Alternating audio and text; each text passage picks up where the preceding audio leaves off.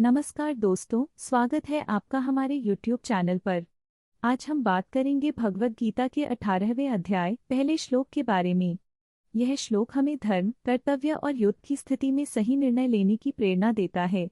अगर आपको हमारा कंटेंट अच्छा लगे तो कृपया लाइक और सब्सक्राइब करें। चलिए देखते हैं इस विशेष अध्याय और श्लोक के गूढ़ अर्थों को।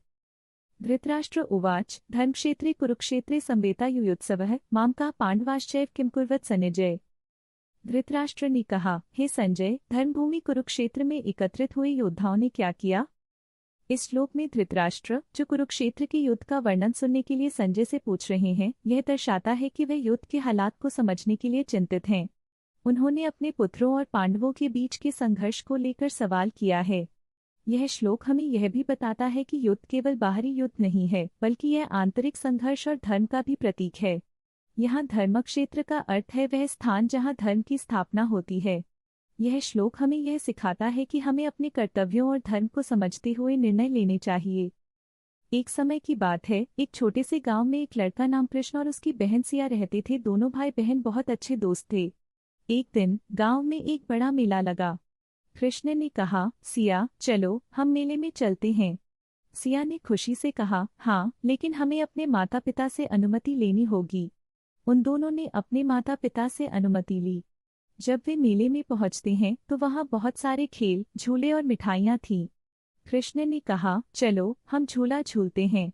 सिया ने कहा, लेकिन हमें ध्यान रखना चाहिए कि बहुत दूर नहीं जाना है। कृष्ण ने हामी भरी। वे झूला झूलने लगे, लेकिन अचानक सिया का ध्यान एक खूबसूरत खिलौने पर गया। वह उसे खरीदने के लिए दौड़ी। कृष्ण ने कहा, सिया, रुको, हमें दूर नहीं जाना चाहिए। लेकिन सिया नहीं रुकी। जब वह खिलौना खरीदने लगी तो उसे एहसास हुआ कि वह खो गई है। वह घबरा गई और रोने लगी। कृष्ण ने उसकी आवाज़ सुनी और उसे खोजने लगे। वह समझ गया कि उसे अपनी बहन का ध्यान रखना चाहिए। कृष्ण ने सभी खेल और मिठाइयों को भुलाकर सिया को अपनी जिम्मेदारी समझाई। उसने कहा, सिया, हमें हमेशा एक दूसरे का ख्याल रखना चाहिए। सिया ने कहा, हाँ भाई, तुम सही हो, हमें हमेशा एक दूसरे का साथ देना चाहिए। आखिरकार कृष्ण ने सिया को खोज निकाला और दोनों खुशी खुशी अपने माता पिता के पास लौट आए।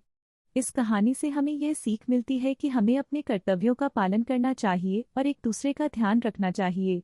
अगर आपको यह कहानी पसंद आई हो तो कृपया लाइक और सब्सक्राइब करें और हमारे चैनल पर और भी बेहतरीन वीडियोस देखें।